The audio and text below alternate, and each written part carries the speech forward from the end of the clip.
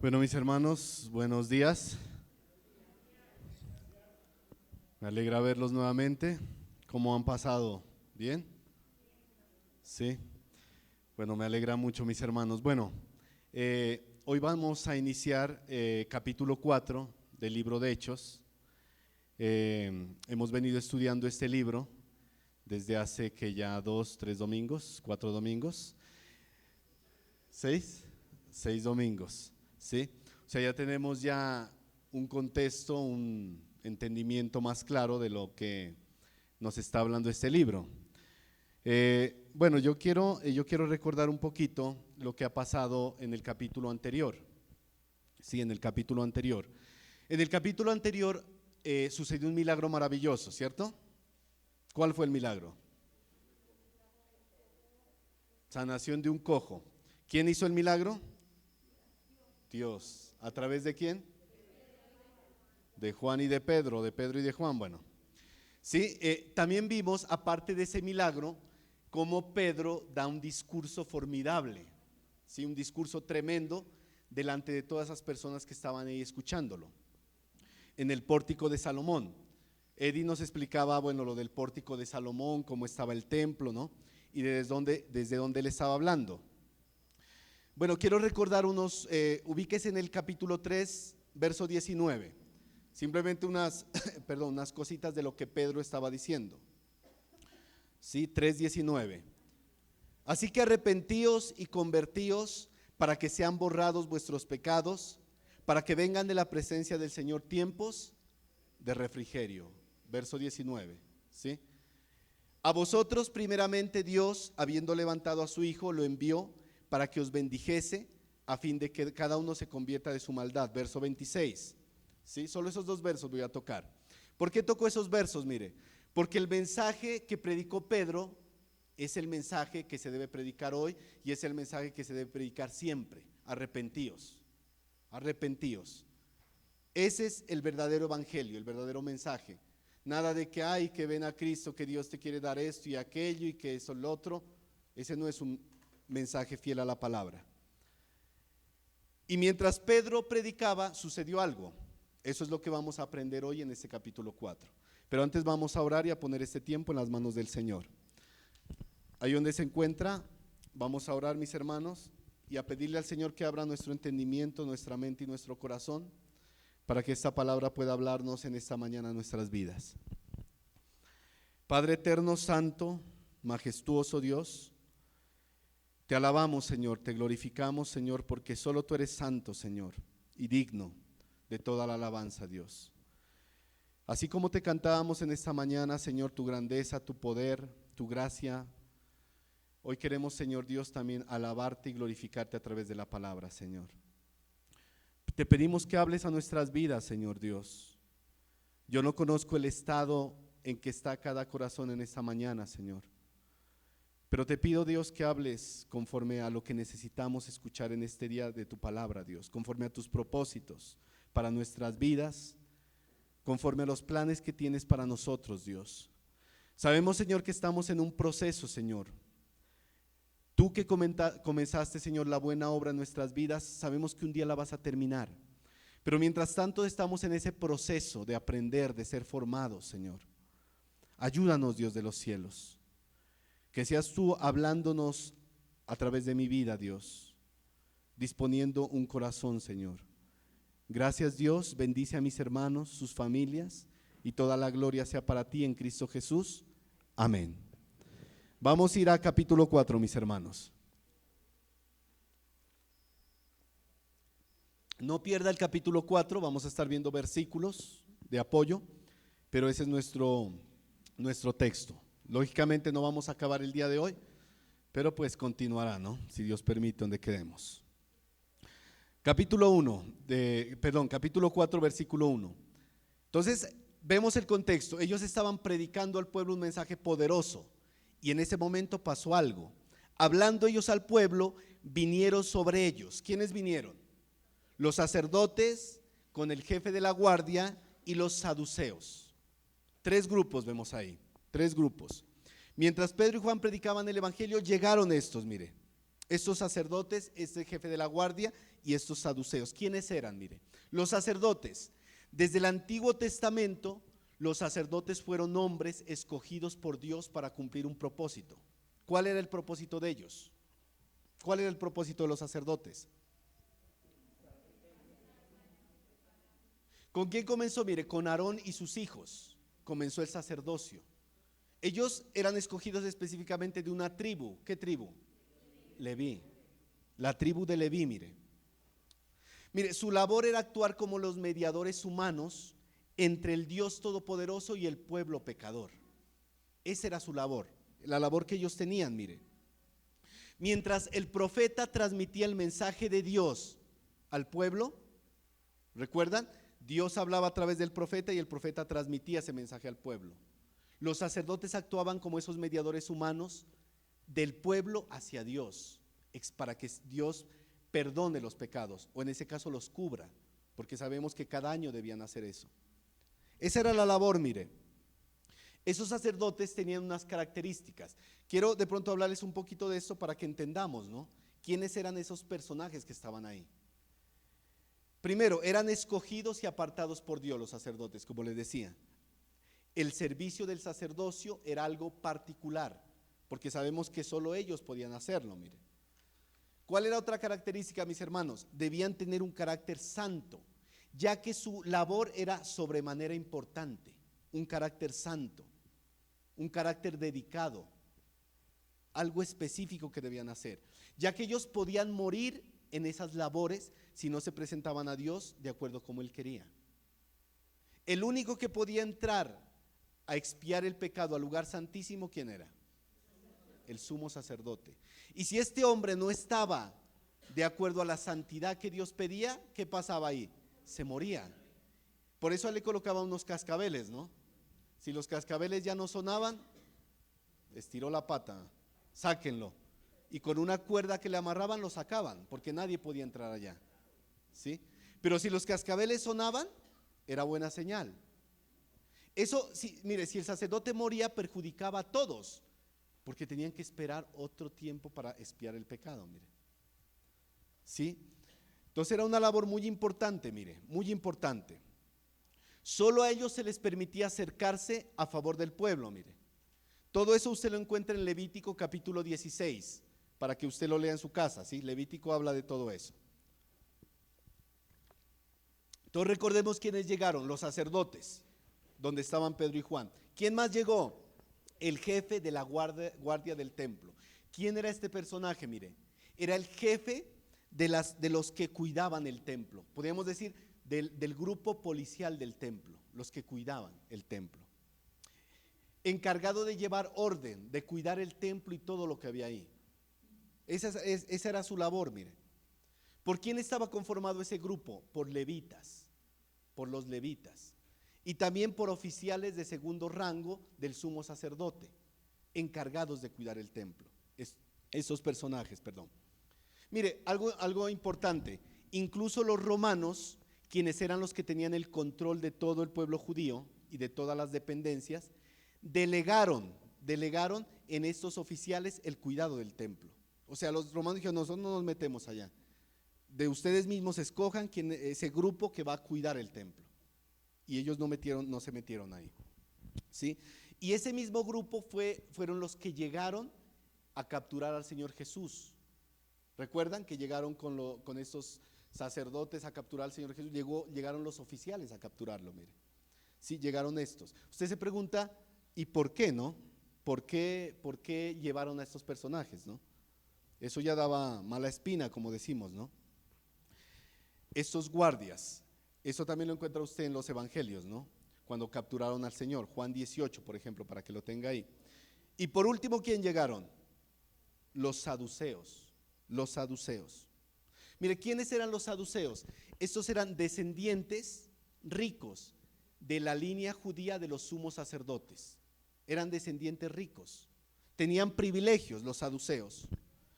Los saduceos rechazaban el Antiguo Testamento y para ellos lo único válido era el Pentateuco. ¿Cuál es el Pentateuco? Los 5 primeros libros de la ley. Aquí estamos aprendiendo o recordando. ¿Y qué otra característica tenían los saduceos? A ver quién se acuerda. ¿Qué no creían los saduceos? En la resurrección, mire. ¿Sí? Va ganando este grupo acá. Si no, no mentiras. Los saduceos no creían en la resurrección, mire.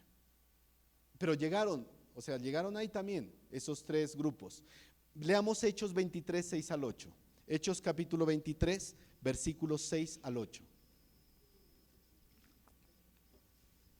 Hechos capítulo 23, versículos 6 al 8.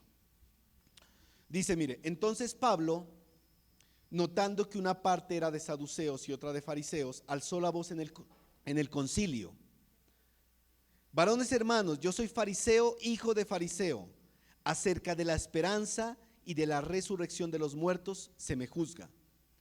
Cuando dijo esto, se produjo disensión entre los fariseos y los saduceos, y la asamblea se dividió, mire. Porque los saduceos dicen que no hay resurrección, ni ángel, ni espíritu, pero los fariseos afirman esas cosas. Una de las principales diferencias entre fariseos y saduceos era esa. Los fariseos creían en la resurrección y otras cosas espirituales, pero los saduceos no, mire. En ese pasaje Pablo está siendo interrogado, pero hubo división, dice, porque esos dos grupos no se llevaban por ese punto, mire, doctrinal, no se llevaban. Mire, ¿a qué llegaron estos personajes donde estaba Pedro y Juan? ¿Para felicitarlos? ¿Para llevarles un refrigerio porque predique y predique que estaban ahí? ¿Para qué? ¿Para saludarlos? ¿Para qué? Vamos a ver para qué, mire. Vamos a ver. Capítulo 2.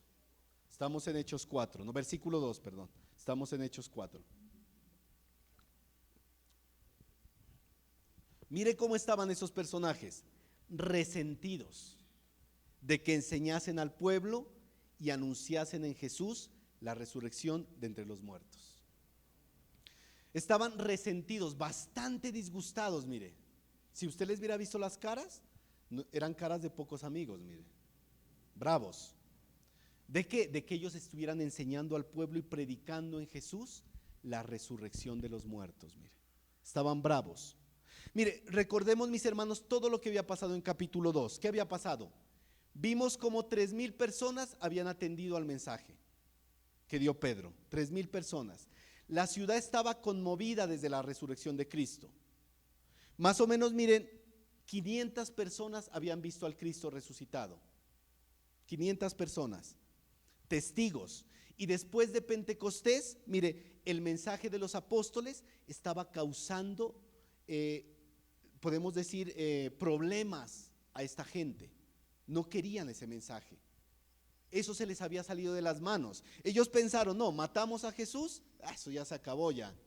No se imaginaban lo que venía en ese momento, mire. No se imaginaban. Se les estaba saliendo de las manos a esos personajes. El evangelio estaba entrando con un poder tremendo, mire, como un poder tremendo. El mensaje de la resurrección de los muertos no lo podían soportar ellos, mire. No lo podían soportar. ¿Por qué? Mire, porque eso evidenciaba, primero, que Jesús era quien dijo ser, el Mesías prometido a Israel. Segundo, que Jesús había resucitado de los muertos. Y no solo eso, que también resucitarían aquellos que creían en él. ¿Ustedes creen que ese mensaje les gustaba a estos hombres? Para nada, mire. Estaban indignados. Estaban indignados. Eso estaba demostrando que Jesús era Dios encarnado y que todo lo que le enseñó era verdad. Y a ellos eso no les convenía, mire. No les convenía. Mire, estos personajes condenaron y ejecutaron al Señor Jesús injustamente. Eso lo vemos en los evangelios, como les decía, por supuesta blasfemia. Lo habían condenado a Jesús. Y ahora Pedro y Juan estaban delante de ellos nuevamente, mire, como lo estuvo el Señor Jesús. Como lo estuvo, mire. ¿Y qué estaban predicando ellos? Que Jesús había resucitado y que todos los que crean en Jesús resucitarían también. Ese mensaje es poderoso, mis hermanos, pero a veces es el mensaje que no damos a los demás. A veces falta ese mensaje y damos un mensaje incompleto a las demás personas, mire. Un mensaje incompleto. Versículo 3. Sigamos viendo qué pasó, a ver. Y les echaron mano, mire. Y les echaron mano. Los agarraron. ¿Sí? Les echaron mano. Y los pusieron en la cárcel hasta el día siguiente porque ya era tarde. Nosotros sabemos lo que iban a hacer ellos, mire. No los iban a dejar. Los agarraron y los metieron a la cárcel hasta el otro día. Dice ahí, porque ya era tarde. ¿Por qué? Mire, porque la ley judía establecía que no se podía llevar a cabo juicios en la noche. No se podía llevar a cabo juicios en la noche. Por eso ellos tenían que esperar hasta el otro día para juzgarlos. Pero ¿sabe qué? En el caso del Señor Jesús, ¿sabe qué? Esa ley no se cumplió. Y ellos lo hicieron como, perdóneme la palabra, como se les dio la gana. Lo llevaron al Señor Jesús en la noche, llevaron testigos falsos, lo condenaron al Señor injustamente, mire. En este caso ellos siguieron el protocolo porque han de haber dicho, estos dos nos deshacemos rápido de estos dos. Mire, no se permitía en la noche hacer procesos judiciales. Ya era tarde para convocar al Sanedrín, porque ellos serían los que tomarían decisión en cuanto a los apóstoles, mire. Pedro y Juan se enfrentarían a una audiencia frente al concilio. Ellos citarían al concilio al día siguiente.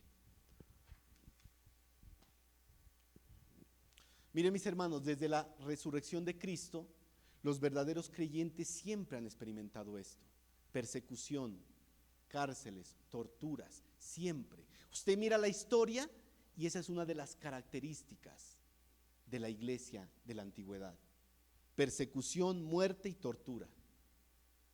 No suena un mensaje muy placentero para la gente, ¿no? Pero ese es el mensaje, eso es lo que ellos experimentaron, mire. ¿Y sabe por qué? Porque siempre el mundo ha odiado a Cristo. ¿Y sabe qué? Va a odiar a nosotros los creyentes. Nos va a odiar, mire. Y su enseñanza, el mundo odia la enseñanza de Cristo, porque va en contra de sus pensamientos, va en contra de sus filosofías, va en contra de sus intereses. Si odiaron al Señor, también nos van a odiar a nosotros, mis hermanos. Miren lo que dice Juan 15, 18 al 20. Vamos a Juan capítulo 15, versículo 18 al 20.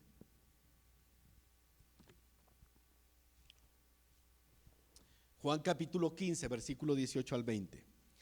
Si el mundo os aborrece, sabed que a mí me ha aborrecido antes que a vosotros. Está hablando el Señor Jesús.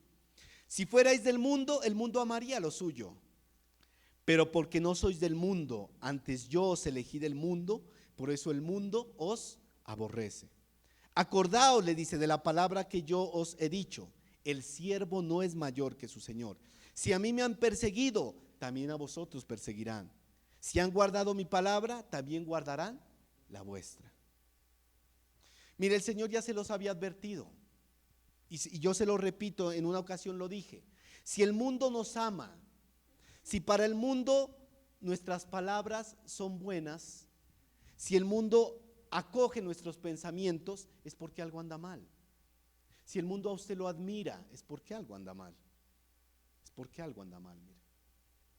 Yo les decía una vez, mire, si en el trabajo, en la universidad, en el colegio, donde quiera que usted esté, eres la persona más popular, tus palabras son tomadas en cuenta, si los mundanos te aprecian y te admiran, posiblemente es porque no estás comportándote como un verdadero creyente. Porque el Señor lo dijo, no lo estoy diciendo yo, mis hermanos, la palabra lo dice: si a mí me aborrecieron, a vosotros también, porque el mundo ama lo suyo. Si no somos de Cristo, pues somos del mundo, y el mundo va a amar lo suyo. Así de simple, mire. ¿Cómo estamos comportándonos, mis hermanos, afuera? Muchos no son luz en medio de las tinieblas, mire, sino son tropiezo para que las personas lleguen al Evangelio. Analicemos nuestra vida, mis hermanos. ¿Cómo nos ven los demás allá afuera? ¿Nos aprecian? Uy, este sí es bueno, con este sí me gusta estar porque es chévere. ¿Cómo nos ven los demás afuera? ¿Estamos yendo en la misma dirección que el mundo?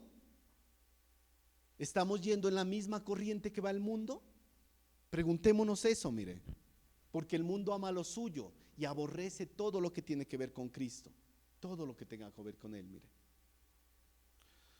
Mire, mis hermanos, posiblemente en nuestro contexto no estemos experimentando ni cárceles ni persecuciones como lo hacía la iglesia primitiva que hemos aprendido, mire. O como está pasando en países de Medio Oriente, mire, que están siendo perseguidos. Pero siempre habrá algún tipo de rechazo, algún tipo de burla, algún tipo de persecución a quienes seguimos a Cristo. Siempre habrá algo de eso. De manera radical, los que seguimos a Cristo de manera radical. Porque si usted es una crispeta que no da ni testimonio de ser cristiano, pues lógicamente lo van a querer y todo. Mira, sí es chévere, cuenta unos chistes más buenos. ¿Por qué nos aprecian los demás? La pregunta sería, ¿por qué? ¿Cómo es nuestro comportamiento? ¿Cómo es, mis hermanos? Si manifestamos ser creyentes verdaderos, vamos a tener persecución. En España hace unos meses había una noticia, un maestro que estaba en una escuela que enseñaba filosofía, creo que era, tenía que darles un módulo a los estudiantes acerca de la ideología de género y todas esas babosadas que se inventaron. ¿Y sabe qué? Él les dijo que eso no era correcto frente a la biología y que también había un Dios que había creado hombre y mujer. ¿Y sabe qué? Lo suspendieron y lo echaron. Y tenía una demanda. Porque los creyentes van a ser perseguidos. Si usted expresa sus ideas de acuerdo a lo que la Biblia dice, va a ser perseguido. Pero si usted se queda calladito, tranquilo, tranquilo, nada le va a pasar, no se preocupe. Va a seguir cómodo allí donde esté. ¿Cómo estamos, mis hermanos? El Señor ya lo había advertido, mire. Ya lo había advertido. Estaba escuchando la vez pasada una predicación del pastor Juan Manuel Vaz y él decía, mire, algo así: cuando estás con tus amigos mundanos, ¿de qué hablan? ¿De qué hablan cuando estás? Yo no digo que todos tengan aquí amigos mundanos, pero no falta, ¿no? Cuando estás con tus amigos mundanos, ¿de qué hablan? Él decía, no creo que de Cristo, porque a los inconversos no les gusta eso. ¿Sabe qué dicen ellos? Yo respeto que te hayas convertido, yo respeto que vayas a la iglesia, pero respétame a mí también, que yo no creo en eso. Y uno dice, bueno, dice, tranquilo, no voy a hablar de eso. Ellos dicen que lo respetemos, pero sabe que eso es falso, porque ellos no nos respetan a nosotros. No nos respetan. Tú no puedes hablar de Cristo estando con ellos, pero ellos sí pueden hablar de las cosas que ellos quieran. ¿Y sabe qué? A nosotros nos toca quedarnos callados. ¿Pero sabe por qué es eso? Porque estamos rodeados de personas mundanas. Mundanas, mire. Y al final, ¿sabe qué? Nosotros tendremos que acomodarnos a sus conversaciones, amoldarnos a sus conversaciones, no ellos a las nuestras. Nosotros no podemos hablar de Cristo, pero ellos sí pueden hablar de sus cosas. Mis hermanos, eso no es lo correcto.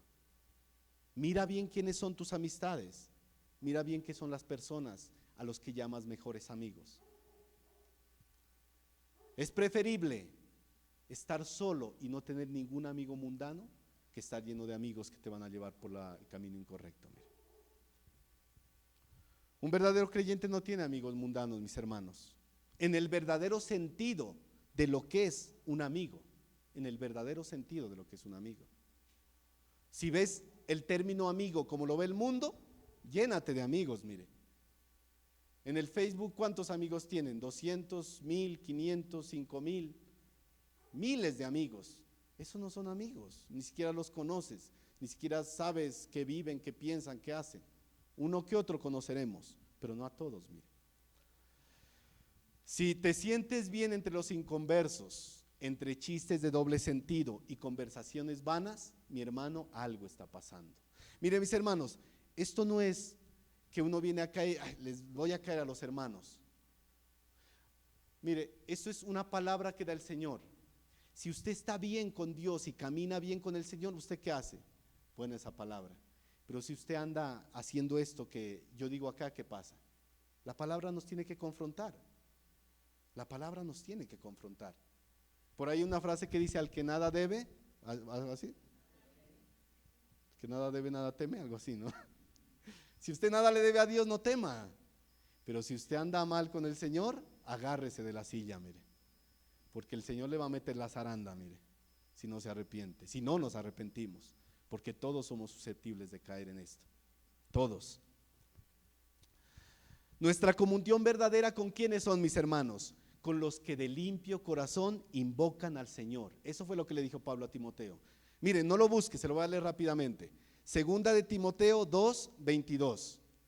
Huye también de las pasiones juveniles y sigue la justicia, la fe, el amor y la paz con los que de limpio corazón, con los que de corazón limpio invocan al Señor. Mire, ahí tiene usted la instrucción del Señor. Pregúntese, ¿mis mejores amigos invocan al Señor conmigo? No, ¿qué van? Muchos no, mire. Muchos no invocan al Señor, lastimosamente. Mire, me admira mucho este pasaje de ver a ese Pedro tan lleno de Dios. Ese Pedro que antes negó al Señor, pero ahora, mire, se enfrentaba y no le importaba que lo encarcelen, no le importaba que lo torturen, aún morir por Cristo. Qué diferencia con ese Pedro, ¿no? Qué diferencia, mire. Qué diferencia con ese Pedro, mis hermanos. Mire, ¿sabe por qué, mis hermanos? La mayoría de veces nosotros no hablamos de nuestro Señor entre nuestros conocidos, entre nuestros compañeros. ¿Por qué cree? Que muchas veces no hablamos de Él. ¿Por qué cree? ¿Porque respetamos? Muchas veces por cobardía, mire, por temor, por el qué dirán, para que no se ofendan. Ay, no, que no se van a ofender con lo que les digo del Señor. Por ahí leí una frase del pastor John MacArthur que es muy buena. Dice, mire, no suavices el evangelio. Si la verdad ofende, deja que se ofendan. La gente ha estado toda su vida ofendiendo a Dios. ¿Quién les dice algo? Nadie. La gente se burla de Dios, blasfema, dice groserías. Hasta los mismos que supuestamente se dicen cristianos blasfeman el nombre de Dios, mire, que se ofendan. Han llevado toda su vida ofendiendo a Dios. Porque sabe que el evangelio ofende. Ofende porque nos saca de nuestra vida cómoda, de nuestra vida pecadora muchas veces, y nos lleva a enfrentarnos a un Dios justo y digno de ser adorado. Mi hermano, mi hermana, que el mundo no nos aborrezca por ser deshonestos, o por ser aprovechados, o por tener un mal carácter, mire. Que el mundo nos aborrezca por ser discípulos verdaderos de Cristo. Por eso que nos aborrezca el mundo. Que nos aborrezca por dar un mensaje bíblico verdadero. Yo me acordaba de una película, no sé quién la ha visto, que se llamaba A Medias Tintas. Yo me acuerdo que la vi hace años, ¿sí? Y esa película me acuerdo que había un cristiano en una empresa que era de esos que se los ve bien religiosos, ¿no? Religioso en el sentido de que ya iba al extremo y era serio y tenía cara de 38 largo y no se le acercaba a nadie porque se lo veía bravo. Y para él ser cristiano era eso. O sea, yo no me junto con nadie porque yo soy cristiano, y a todo el mundo le mostraba mala cara y no lo querían. Pero no lo querían por ser cristiano, no lo querían porque tenía un mal carácter y nadie se le acercaba. Que no seamos así, mis hermanos. Yo le estoy diciendo que no tenga amigos mundanos, no que no se acerque a la gente. Pero cuando usted se acerque, ¿qué debe hacer? Compártales el evangelio. Hábleles. Mire, yo a veces he aprovechado cualquier conversación que sale por ahí para meter la cuchara y hablar de Dios a veces. Y a veces no escuchan, a veces sí, o a veces cambian de tema. Pero debemos hacer el esfuerzo, mire. Que la gente nos aborrezca por ser creyentes verdaderos, fieles, no por ser otro tipo de personas, mire. Sí, versículo 4, vamos a versículo 4, mis hermanos.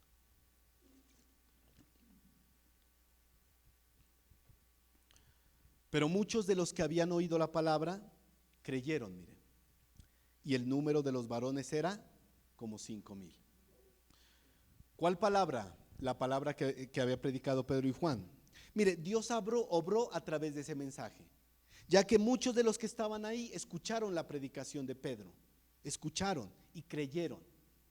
Que dice que ya era un total solo de hombres, mire, que habían en la iglesia de Jerusalén en ese momento 5,000.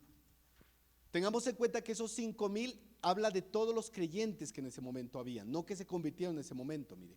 ¿A quién hablamos aquí? Mire, los creyentes iniciales que estuvieron con los apóstoles, los que creyeron al primer mensaje de Pedro, que fueron ¿cuántos? 3,000.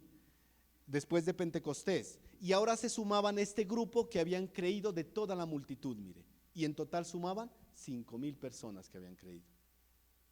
Tremendo, ¿no?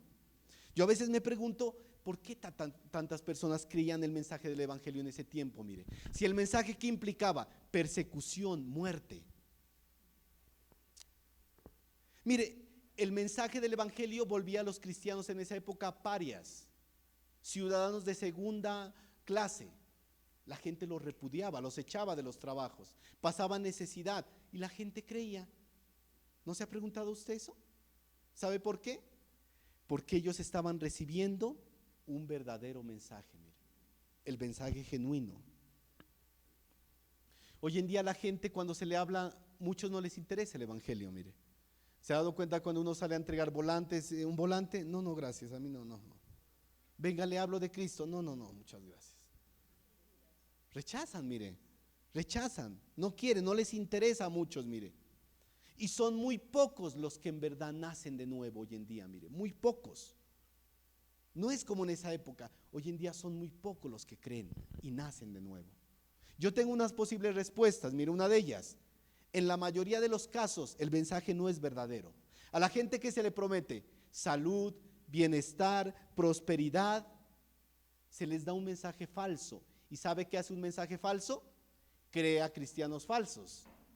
Así de simple, mire, crea cristianos falsos. Hoy las mega iglesias están llenas de falsos convertidos, mire. Ay, la iglesia de Nisodonde tiene 5,000 convertidos, pero vaya a cernir ese poco de gente, no saca ni 10. Porque han creído un mensaje falso. Les presentaron un mensaje falso, carente de sacrificio, carente de negación, carente de convicción, un mensaje falso. Crea creyentes falsos, mire. Los creyentes, de hecho, ¿sabe por qué se convertían? Porque las convicciones de ellos eran claras y firmes. Creían de manera clara y firme, escuchando el evangelio bíblico. Escuchando el evangelio bíblico. Hoy en día los supuestos creyentes aceptan, ¿sabe qué? El mensaje por emoción, muchos. Acompañada mucha de codicia, de egoísmo, por emoción. Se emocionan, mire. Es un mensaje falso. No tienen sus ojos puestos en Cristo, en las cosas de Dios, sino en las cosas del mundo.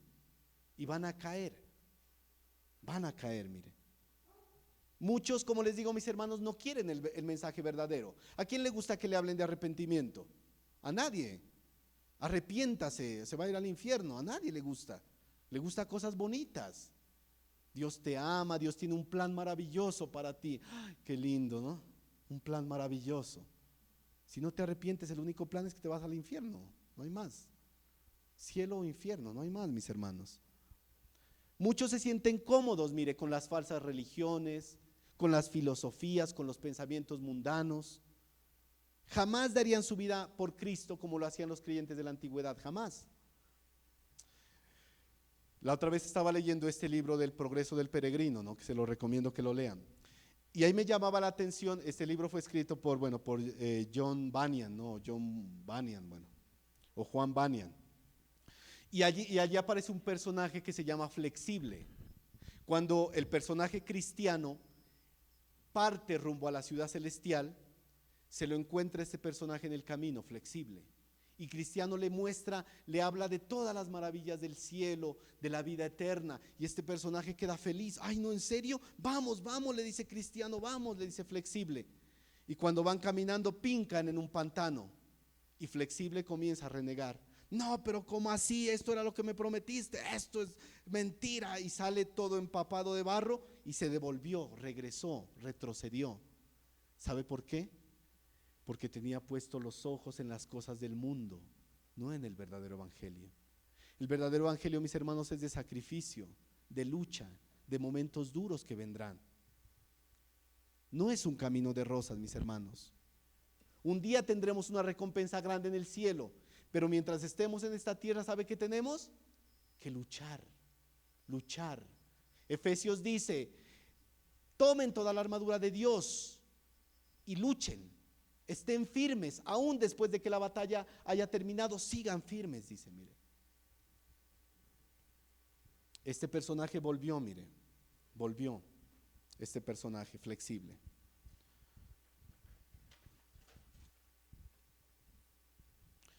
Y eso me recordaba mucho al pueblo de Israel también cuando sale de Egipto, ¿no? El Señor les abre el Mar Rojo y felices, felices de la vida, mire. Pero después les faltaba la comida, ¿qué pasa? Renegar. Les faltaba agua, renegar. Y a veces somos así, mi hermano. Yo he renegado a veces. Yo no sé si usted lo ha hecho, pero yo en algún momento lo he hecho. Pero sabe que tenemos que pedirle perdón a Dios. Cuando hay bendición, qué bonito alabar al Señor, ¿no? Pero cuando no hay, ¿qué haremos, mis hermanos? ¿Por qué creímos, mis hermanos, nosotros? ¿Porque nos gustan los himnos? ¿Porque es bonito ir a la iglesia a ver a los hermanos? ¿Por eso creímos? Eso no es malo, mis hermanos, pero si sus convicciones solo están basadas en esto, tarde que temprano usted también va a retroceder. Tenemos que tener convicciones claras y firmes de la palabra. Y así no nos encontraremos con sorpresas en el camino, mire. No nos encontraremos con sorpresas en el camino. Cuando vengan las pruebas y dificultades, ¿sabe qué, mi hermano? No retrocederemos si tenemos los ojos puestos de verdad en Jesús, el autor y consumador de la fe. De lo contrario, ¿sabe qué? Vamos a caer, vamos a retroceder si no tenemos los ojos puestos en Él. Amén. Sigamos, mis hermanos, que todavía tenemos tiempito, así que relájese y escuche. ¿Sí? Hechos capítulo 4, versículo 5. Vamos a ver qué pasó, ¿no? Con los discípulos, con los apóstoles, Pedro y Juan. Aconteció al día siguiente que se reunieron en Jerusalén los gobernantes, los ancianos y los escribas. Mire. ¿Sí? ¿Quién se reunió? El cuerpo legislativo judío, quien dictaba las leyes, o el que llamamos nosotros el Sanedrín, mire. El Sanedrín. Los mismos que habían acusado y habían juzgado a nuestro Señor Jesús, mire. Ellos eran los que imponían la ley sobre los judíos, los que imponían la ley. ¿Por quién estaba formado ese Sanedrín? Gobernantes, ancianos y escribas. Mire, aquí aprendemos también, mire. Aprendemos muchas cosas a través de la palabra. Mire, este Sanedrín, como le digo, era el cuerpo legislativo de la nación judía. Era como la Corte Suprema en esa época. ¿Y sabe por qué? Estaba conformado por 71 miembros. Y dentro de esos 71 miembros también estaba el sumo sacerdote. El sumo sacerdote, mire. Mire todo ese poco de gente que los van a coger al pobre Pedro y Juan ahí. Bastantes personas, mire. Nosotros no podemos confiar en que ellos iban a hacer un trabajo justo y transparente. ¿Por qué? Porque con el Señor Jesús, ¿qué hicieron? Trajeron testigos falsos. La vida de Pedro y Juan estaban en las manos solo de Dios, mire. Solo en las manos de Dios, mis hermanos, estaba la vida de Pedro y de Juan. Mire, el mundo jamás puede juzgar nuestra fe, mis hermanos, de una manera justa, mis hermanos, jamás. Porque nuestras vidas solo dependen de Dios, de su justicia, de su misericordia. Mire, mis hermanos, nuestra esperanza no está en ningún político, ni en ningún dirigente, ni en ninguna persona, solo en Dios. Pero a veces nosotros confiamos más en el hombre que en Dios mismo. Solo en Dios, mis hermanos. Solo en Dios podemos confiar, solo en Él. En su misericordia, en su amor, en su cuidado. Versículo 6.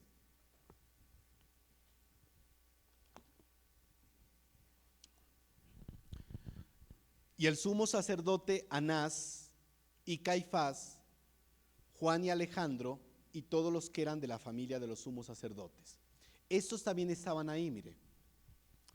Estaban ahí metidos. El sumo sacerdote Anás. Mira, aquí les voy a explicar algo importante. De pronto para que en algún momento ustedes lo tengan o lo estudien. Pese a que Caifás era quien asumía el cargo como sumo sacerdote, mire. ¿Por qué aparece Anás como sumo sacerdote? ¿Sabe por qué? Porque Anás fue el anterior sumo sacerdote a Caifás, pero él no había dejado el título. Él siguió adjudicándose como sumo sacerdote. Y muchos de los judíos lo veían ahí a él como el verdadero sumo sacerdote. Había un poder un poco dividido. Por un lado estaba Caifás, oficialmente el sumo sacerdote, y por otro lado estaba Anás, que todavía quería seguir siendo sumo sacerdote. ¿Sí? Había como ese poder dividido. Mire, estaba mirando un poquito, dice que Anás fue sumo sacerdote más o menos entre el 6 al 15 después de Cristo. Fue el sumo sacerdote, mire. Y después fue destituido por un romano llamado Valerio Grato, lo destituyó. Y en ese momento, mire, él ejercía una influencia grande en el pueblo judío, Anás. Caifás dice los historiadores que más o menos se convirtió en sumo sacerdote en el 18 después de Cristo. Haga la cuenta, del 6 al 15 estuvo Anás, después entró en el 18 Caifás como sumo sacerdote. ¿Qué pasó entre el 16 y el 18? Entre el 15 y el 18. Anás seguía adjudicándose ese título, mire. Y claro, cuando entró Caifás, digo, entró pero no le voy a dejar todo el poder, mire. Y siguió con ese poder dividido. ¿Sí? ¿Qué más estaba investigando? Mire. Dice que Caifás se convirtió en el 18 después de Cristo y fue nombrado también por este prefecto romano Valerio Grato como sumo sacerdote. Debemos entender que Caifás era, Anás era suegro de Caifás, suegro, ¿sí? Entonces imagínense, ahí había como un tema también familiar, ¿no? Y también permaneció en el puesto Caifás hasta el 36 después de Cristo, mire. Después del 36 dice la historia que fue removido Caifás de su cargo junto con Poncio Pilato, mire, los quitaron de su cargo. Eso es para que tengamos un poquito ese contexto, ¿no? Porque a los dos se los llama sumos sacerdotes en esos versos. Dice que también se encontraban otros dos ahí, mire, Juan y Alejandro. De ellos no se conoce muy bien sus identidades, mire. Algunos teólogos dicen que posiblemente eran testigos falsos que llevaron, como en el caso del Señor Jesús, o posiblemente Juan hacía referencia a Jonathan. Juan hacía referencia a Jonathan. ¿Quién era Jonathan? Mire, uno de los hijos de Anás, que después fue el sucesor de Caifás como sumo sacerdote en el 36 después de Cristo. ¿Sí? Pero no tenemos un dato claro ahí. Yo sé que esto le suena mucho información, pero es para que entendamos ese contexto.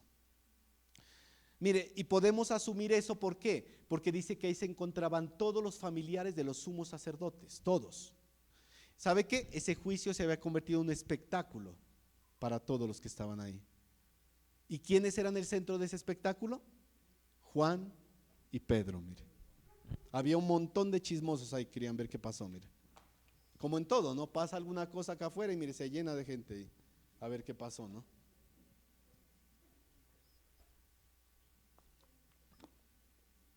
Versículos 7 y 8. Mira, aquí ya viene el punto clave, mira, el punto álgido del asunto. Y poniéndolos en medio les preguntaron, ¿con qué potestad o en qué nombre habéis hecho esto? Mire. Y mire, entonces Pedro, lleno del Espíritu Santo, ojo con esa frase, lleno del Espíritu Santo, les dijo, gobernantes del pueblo y ancianos de Israel. Y va a comenzar a hablar Pedro. Mire, ellos acostumbraban a ponerse en una especie de como coliseo pequeño, donde todos se colocaban alrededor y a las personas, a Pedro y Juan los colocaron en el medio. O sea, todas las miradas estaban ahí. ¿Usted cómo se sentiría ahí? Parado ahí, que todos lo estén mirando ahí. Y no lo miraban con cara de amigos, ¿no? Imagínense esa cara que tenían, de rabia, de odio. ¿Sí? A la vista de todos, mire. Y les preguntaron, ¿con qué autoridad o quién les dio permiso? ¿O en qué nombre han sanado al paralítico y han hablado todas esas cosas? ¿Quién les dio autoridad? Les preguntaron, a ver, díganos. Y habló Pedro, mire. Mire, mis hermanos, jamás nosotros podemos hacer frente a alguna acusación o jamás podremos defender el evangelio o predicarlo si no estamos llenos del Espíritu Santo. Simplemente serán palabras, muchas veces vacías, si no estamos llenos del Espíritu Santo. No lo podemos hacer en nuestras fuerzas, mis hermanos. Si hablamos en nuestras fuerzas, si predicamos en nuestras fuerzas, fracasaremos. irremediablemente. Hablaremos nosotros, pero no Dios a través de nosotros. Llenos del Espíritu Santo. ¿Por qué a veces el evangelio no progresa en esta época, mis hermanos? ¿Por qué creen? Porque estamos frente a una generación que dice las naciones para Cristo, pero no es capaz de hablarle ni a su familia, ni a sus compañeros, mucho menos de santificarse cada día para Dios. Una generación que no tiene convicciones. Una generación débil espiritualmente, mire. Así como Pedro, mire, el apóstol Pablo, muchas veces que se enfrentó a sus enemigos, también lo hizo lleno del Espíritu Santo. Cuando se enfrentó a la persecución, a la tortura, cuando llevaba el evangelio, lleno del Espíritu Santo, mire, controlado por el Espíritu Santo. Leamos rápidamente, mire, este versículo de Lucas 12. Lucas capítulo 12, versículos 11 y 12. Lucas capítulo 12, versículos 11 y 12. Mire lo que dice. Cuando os trajeren a las sinagogas y ante los magistrados y las autoridades, no os preocupéis por cómo o qué habréis de responder o qué habréis de decir, porque el Espíritu Santo os enseñará en la misma hora lo que debáis decir. Mire, mis hermanos, cuando hablemos frente a nuestros compañeros, a nuestros familiares, a las personas, cuando defendamos el evangelio, siempre debemos ir llenos del Espíritu Santo. Él pondrá palabras en nuestra boca, mis hermanos, pero no como un acto místico, ¿no? Como muchos. Yo he conocido pastores que llegan a predicar el mensaje y dicen: hermanos, yo les traigo un mensaje, pero el Espíritu Santo me lo cambió a última hora y les voy a predicar de otra cosa. ¿Qué es eso? Son perezosos, irresponsables, mire. Si el Señor me dijera ahorita te cambié el mensaje, me deja mudo acá, ¿por qué hablo? No tendría, mire. Esa gente lo que son perezosos, mire, para estudiar, para preparar un buen sermón, y se escudan en que me cambió el mensaje y van y hablan cualquier babosada por ahí. Así no es, mis hermanos. El estudio de la palabra requiere esfuerzo, dedicación, miren. Otros dicen: yo no necesito estudiar nada, miren, ni teología, eso de teología, eso es del diablo, dicen, eso, no va a estar estudiando eso. Yo cuando voy a hablar, el Espíritu Santo me pone las palabras en la boca, sin yo estudiar nada, mire. No, pues qué revelación, mire. ¿Qué le decimos? ¿Pablo 2? No, mis hermanos. El Espíritu Santo nos enseñará, dice, pero en base al conocimiento que nosotros tengamos de la Biblia. Si usted no estudia la Biblia para nada, pues ¿qué le va a mostrar el Espíritu Santo? Nada, va a tener esa cabeza en blanco, mire, esa mente en blanco ahí, o llena de Netflix, de novelas nomás. ¿Qué le va a mostrar el Señor? Nada. Es en base a la Biblia que Él nos revela, nos enseña, nos muestra, mis hermanos. Mire, cuando yo preparo una predicación, los versículos fluyen en mi mente, y yo estoy escribiendo y viene un versículo. No es por obra sobrenatural, digámoslo, mística, es porque ya he estudiado un poco la Biblia y el Señor me revela en base a eso. Por eso estudiemos la Biblia, mis hermanos. Estudiemos la Biblia cada día y el Señor pondrá palabras en su boca cuando usted le hable a las personas. Amén. Listo, vamos a ir a la parte final de esos versos, porque el próximo domingo, si Dios permite, terminaremos. Vamos a ver del versículo 9 al 11.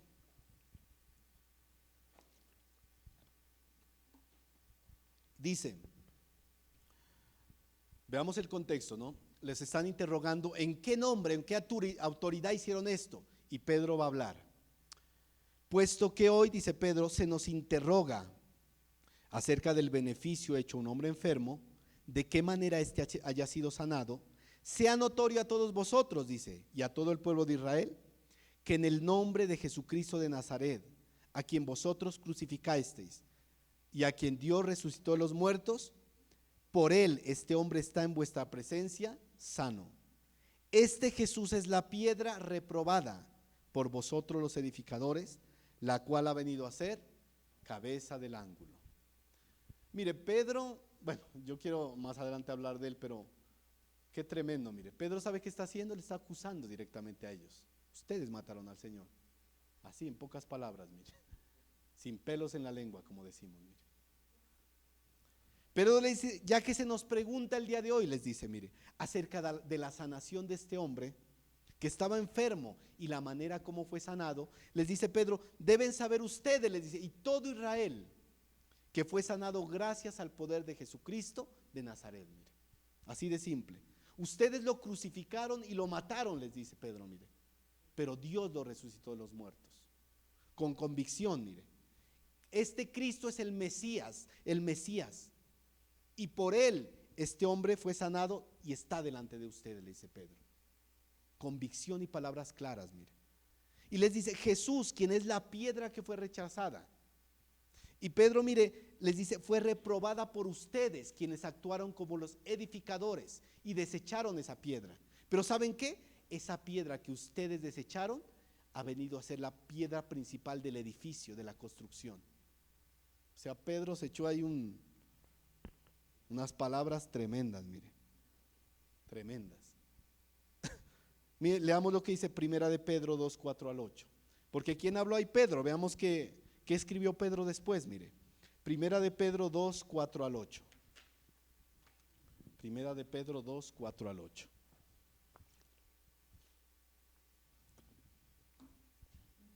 Mire lo que dice, acercándonos a él, piedra viva, desechada ciertamente por los hombres, mas para Dios escogida y preciosa. Vosotros también, como piedras vivas, sed edificados como casa espiritual y sacerdocio santo, para ofrecer sacrificios espirituales aceptables a Dios por medio de Jesucristo. Por lo cual también contiene la escritura, he aquí, pongo en Sión la piedra principal del ángulo, escogida, preciosa, y el que creyere en él no será avergonzado. Para vosotros, pues los que creéis, él es precioso, pero para los que no creen, la piedra que los edificadores desecharon ha venido a ser la cabeza del ángulo, y piedra de tropiezo y roca que hace caer, porque tropiezan en la palabra siendo desobedientes, a lo cual también fueron destinados. Mire, Jesús se había vuelto una piedra literal en el zapato de esa gente, porque no querían ni escuchar, ni oír, ni hablar de Jesús. Mire, Pedro estaba exponiendo y evidenciando el pecado del Sanedrín, mire, directamente con su predicación del evangelio, exponiendo a los mismos hombres que habían condenado injustamente a su Señor, a su Maestro, a su Salvador, directamente. ¿Cuándo nosotros, mis hermanos, tenemos esa convicción, esa valentía para decirle a la gente de verdad lo que es? Pocas veces, mire, porque a veces tenemos temor de lo que pueda hacernos el hombre. Yo no me canso de ver a Pedro, mire, no me canso de verlo a Pedro. Antes negó a Cristo frente a una criada, mire, ¿se acuerda?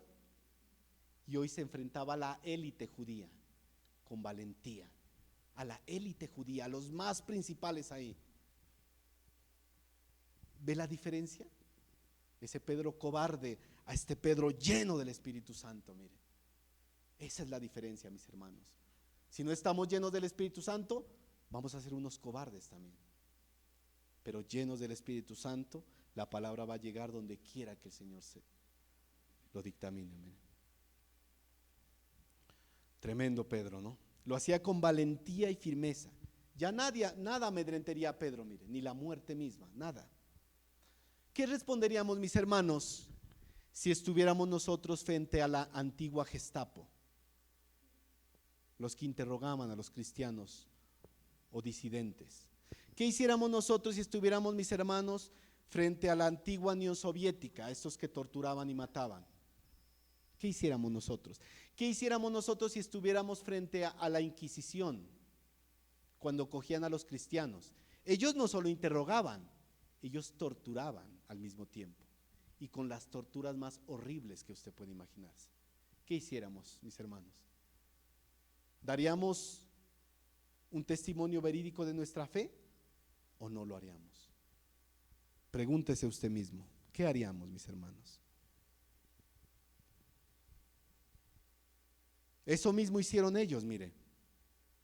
La antigua Unión Soviética torturó, encarceló por 8 años al pastor Richard Gumbras, mire, por su fe en Cristo.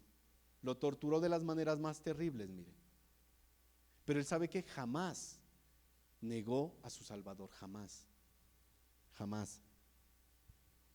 8 años torturado, mire, por su fe en Cristo. Por ahí en Berea regalamos el libro que narra la vida de él, se llama Torturado por Cristo, mire. Y usted lee ese libro y narra con detalle cada tortura que él recibió por su fe en Cristo, mire. Y una vez les contaba a la iglesia que a él lo golpeaban por predicar en la celda donde estaba. Y lo sacaban en cualquier momento, estás predicando, y le daban unas palizas y lo volvían a tirar allí en la celda. ¿Y sabe qué hacía él? ¿Qué cree? Volvía a predicar. Y los compañeros le decían: Richard, por favor, estás mal, sánate primero. Él decía: no. Decía: hice un trato con los guardias, ellos me golpean y yo predico. ¿Qué haríamos nosotros, mis hermanos, estando frente a esa gente? Pregúntese, ahí podemos ver si hay convicciones claras en nuestra vida. Es muy fácil decir como Pedro: Señor, dispuesto estoy ahí contigo hasta la cárcel y hasta la muerte. Pedro lanzado, mire. Pero ¿qué pasó? Al momento de estar ahí lo negó, mire. Es fácil decir eso. Ay, Señor, yo estoy dispuesto a morir por ti. Ahorita que entraron unos asesinos de esos de ISIS, a ver, vamos a matar a todo el que sea cristiano aquí. Yo creo que más de uno lo vemos por allí. Chao, hermano, nos vemos el otro domingo, mire. Porque muchos no estamos dispuestos a morir por nuestra fe. No estamos dispuestos siquiera a andar en santidad. ¿Qué vamos a estar dispuestos a morir por nuestra fe? Mire. No estamos dispuestos a veces a obedecer un mandamiento que da el Señor. Vamos a estar dispuestos a morir. Mire, mis hermanos, muchos se han vuelto cristianos de chocolate, mire. Se derriten. ¿Los miraron mal? Ay, no, yo me voy de esta iglesia, aquí no hay amor. Uy, hermanos, yo me voy de aquí. ¿Les hablaron duro? Ay, no, yo ya no quiero seguir en los caminos del Señor. Uy, yo no quiero, eso ha sido lo peor. Cristianos de chocolate, mire. Se ocultan muchos por temor a ser señalados. Mire, ese es cristiano, ese que vaya: no, yo no soy, no, yo fui una vez nomás a la iglesia, pero no más. Cristianos de chocolate muchas veces nos hemos vuelto. A muchos el gallo les canta a cada rato, mire, porque a cada rato niegan al Señor. El gallo le está cantando a cada rato, mire. No, mis hermanos. ¿Cómo seríamos, miren, mis hermanos, yo les digo, cómo seríamos nosotros capaces de alabar a Dios como lo hicieron Pablo y Silas, encadenados ahí en esa cárcel, si a veces no somos capaces de levantar nuestra voz en la congregación? Si a veces el pobre tiene que apagar los instrumentos para que canten, y por allá, yo la otra vez más la escuchaba a mi hija que grita durísimo. ¿Cómo seríamos capaces de alabar a Cristo en una prisión si no somos capaces de hacerlo en la iglesia? Señor, y otros por allá así. Como a ver, ¿a qué hora se acaba esa alabanza? No, mis hermanos. Cántele a Dios con todo su corazón, con toda su alma. Levante la voz, Él no es digno de ser alabado. Amén. ¿Cómo seríamos capaces, mis hermanos, de alabarlo si ni siquiera en la iglesia lo hacemos? Es que yo no me sé la canción. Y ahí se la ponemos. Ahí se la ponemos. No, mis hermanos. ¿Cómo resistiríamos y daremos testimonio, mis hermanos, cuando venga la verdadera persecución? Cuando venga la verdadera persecución. Juan y Pedro lo hicieron, mire, hasta el fin de sus días. Hasta el fin de sus días. Hasta el fin de sus días. Versículo 12, con este ya termino.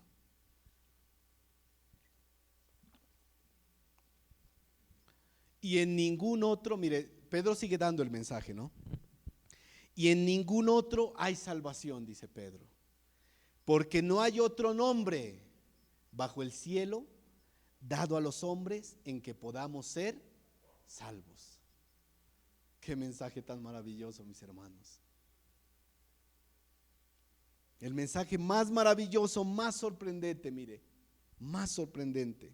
Mire, mis hermanos, este es un mensaje exclusivo, particular, único. ¿Y sabe qué? Es un mensaje ofensivo, por si usted no lo sabía. Ofende, ofende, mis hermanos, al mundo. Aquellos que no están dispuestos a aceptar el mensaje de Cristo, los ofende, mis hermanos.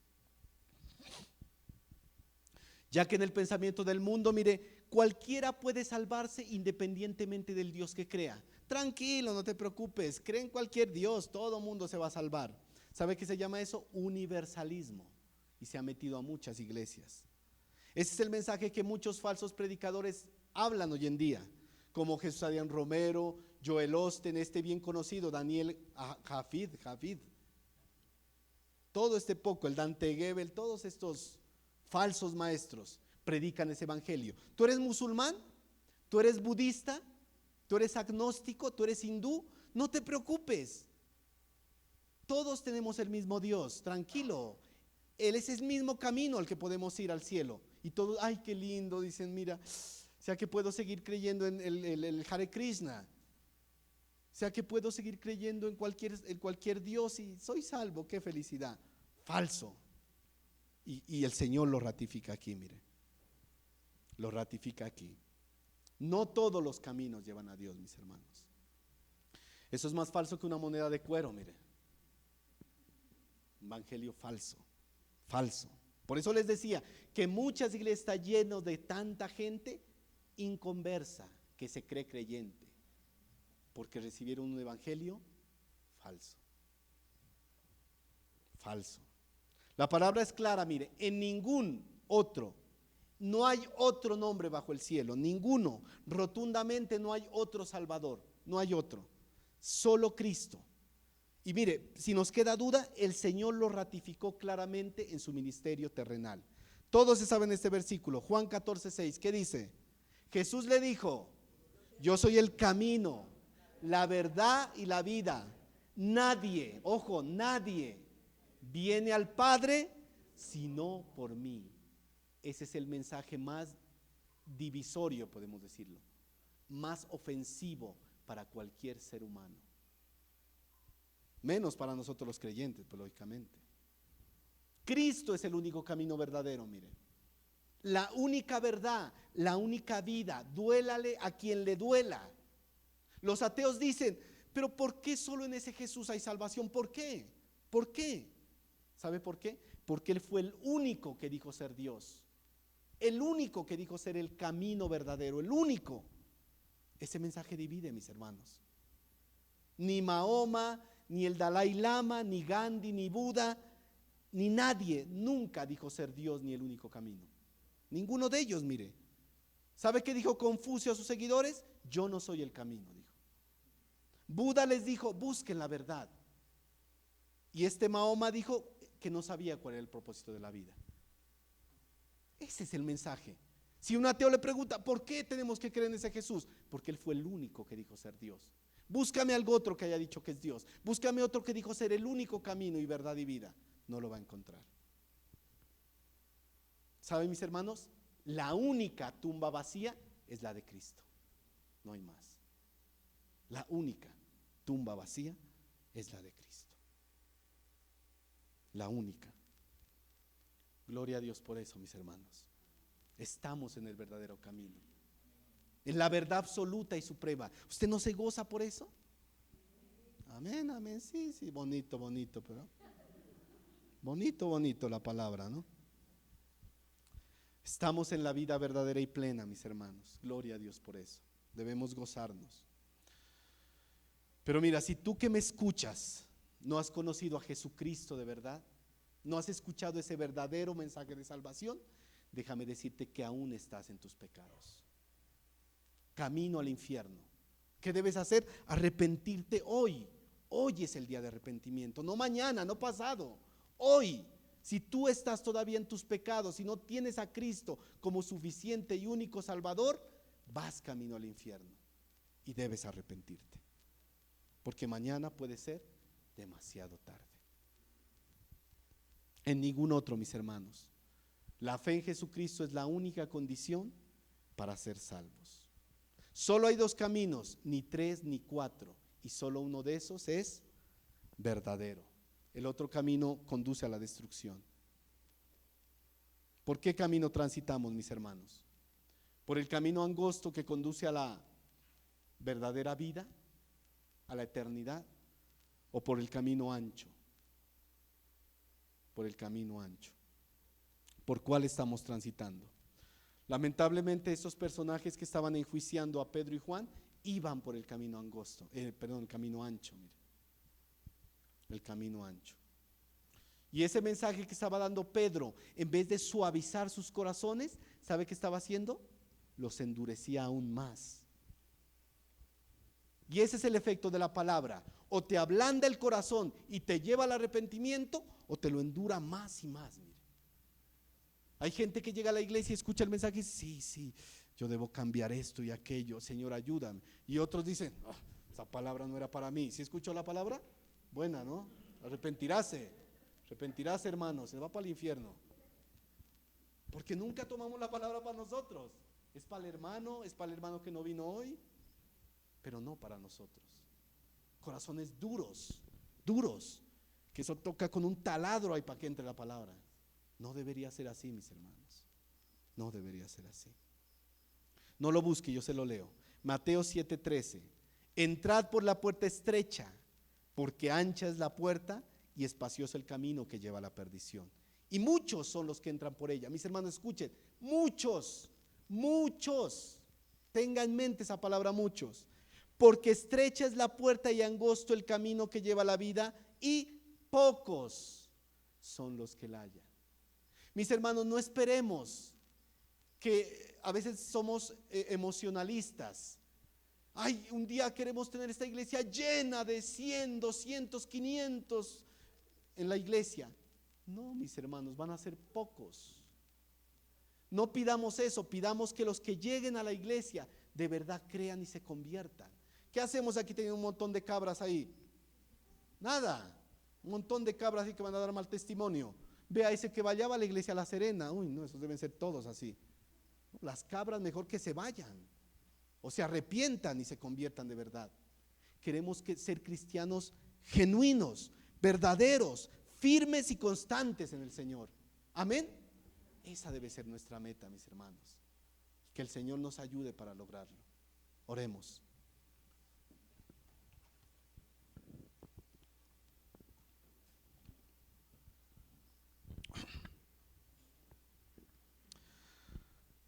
Señor Dios, Padre eterno, somos débiles, Señor, débiles. Cada día, Señor, necesitamos de tu gracia.